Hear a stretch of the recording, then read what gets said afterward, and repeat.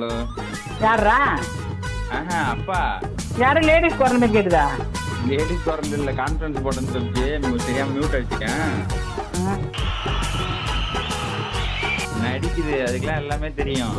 சொல்லிட்டு தான் பேசுனீங்களாப்பா? இல்ல, அது மனசுல இருக்கிறதான் வெளில வருது பாரு. கத்தம். ஐயோ, உங்க போறீங்க தூக்கி கிளம்பாதீங்க. அவ அப்பா காதல் கதையை சொல்லி அவரு மோகங்கிட்ட அப்பா கிட்ட சொல்லிட்டு அவ அப்பா ரெண்டு பேர் தான் நீனு ஏமாந்து போனாங்கிறாங்க. அதுக்கு சொல்றேன் பொறைய தூக்கி கிளம்புறான் காதல் பண்ணுறேங்கிறான். போடா டேய், வீட்டுல ஏதாவது வேலை இருந்தா போய் பாரு. எங்க அப்பா கொஞ்சம் நல்லா அழகா இருந்தோடனே வந்து பார்த்த உடனே நீ கரெக்ட் பண்ணி கல்யாணம் பண்ணிக்கிட்டு. ஆமா ஆமா, அப்பா அழகா வந்து நான் உடனே கரெக்ட் பண்ணி வரேன்னு சொல்லி வந்தேன். அதாவது வாய்க்கு வந்தபடி எல்லாம் பேசப்படாது, எதா இருந்தாலும் நியாயமா பேசணுமா இல்லையா? கலரான மாப்பிள்ளை இருந்தோடனே சரி ரைட்டு கல்யாணம் பண்ணிக்கிட்டு கதை புரியல. மாப்பிள்ளை கொஞ்சம் கலரா இருந்தோடனே சரி ஓகேன்ட்டு அடுத்த இதுலயே முகூர்த்தத்திலே கல்யாணத்தை வச்சு போட்டு அவசர அவசரமா பண்ணிக்கின்னு. ஆமா ஆமா, அவங்க அப்பா இந்த அழகுல அவசர அவசரமா கல்யாணம் பண்ணிக்கிறாங்க, போயிடுவாங்க மாப்பிள்ளை வேற எங்க போடுவாங்க. வேற எங்கேயாவது போய் கல்யாணம் பண்ணிக்க போறாரு, இவர் விட்டுறக்கூடாதுன்னு இழுத்து பிடிச்சி குடும்பமே காலில் வந்து கண்டிங்க. ஆமா, நான் காலில் விழுந்து கையில ஒண்ணு ஓப்பன்ட்டேன். சாமி என்னை எப்படியாவது கட்டிக்க சாமி, எனக்கு வேறு ஏது சாமி விதி, நீ தான் சாமி விதின்னு ஒப்பன் காலில் வந்து நீ கூட அதை கேட்ட.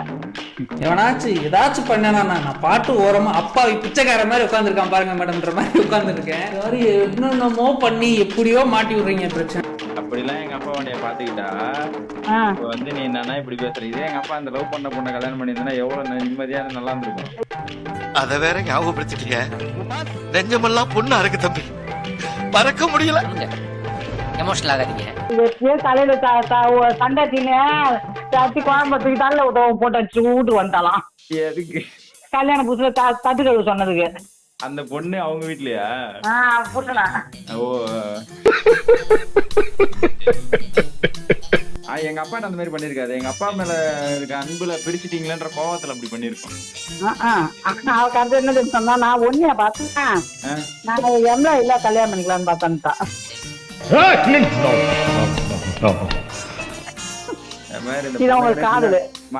பேசணும் பயத்துல பேசும் அது அப்படின்னு, ஆனா உள்ளுக்குள்ள இருக்கும்ல.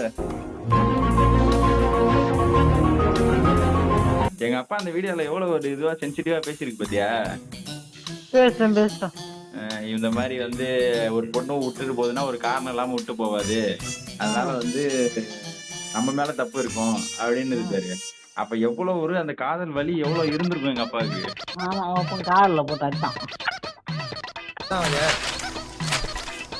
ஏய், வாய முன் ஏந்து போட. படிக்க தெரியாது, கவிதை ஒரே முட்டாலும் ஒப்பனாதான் இருக்கும். அது மச்சாங்கிட்ட தப்பு தப்பா ஒன்னா ரெண்டா போயுமே தப்பு தப்பா படிக்கிற ஒரு மச்சான், அவன் படிச்சு காட்டினானா படிச்சு இது முட்டாய் வாங்கி தருதுன்னு அவன் தூக்கி ஓடனானா ஓடி இருந்தானே என்னமோ. இப்படி ஒரு முட்டாள பாத்திருக்கியா? அதான் அவனுக்கு வேற படிக்க தெரியாது, அந்த பொண்ணுக்கு படிக்க தெரியாதுன்னு சொல்லுது. ஆனா இது கவிதையை எழுதி கோயம்புத்தூர்ல இருந்து அனுப்பியிருக்கு.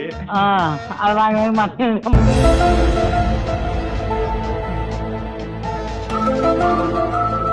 அப்ப எவ்வளவு ஒரு இன்னசென்ட்டா எங்க அப்பா இருந்திருக்காரு பாரு.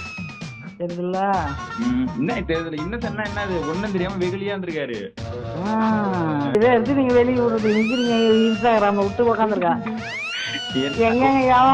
இதெல்லாம் ரொம்ப ரெஸ்பான்ஸா இருக்கும்னு எதிர்பார்த்து பண்ண ஒரு விஷயம், ஆனா எதுவுமே இல்ல. சரிமா பாத்து எங்க அப்பாவுக்கு ரெண்டாம் தரமா பொண்ணு பார்க்க ஆரம்பிக்கலான் இருக்கேன். தாராளமா கட்டுக்குட்டியானுக்கு மகிழ்ச்சி தான். அவன் அப்பனுக்கு பொண்ணு பார்க்கலான்னு இருக்கான், ரெண்டாம் தரம் தாராளமா பார்த்து கட்டுக்குட்டி போ.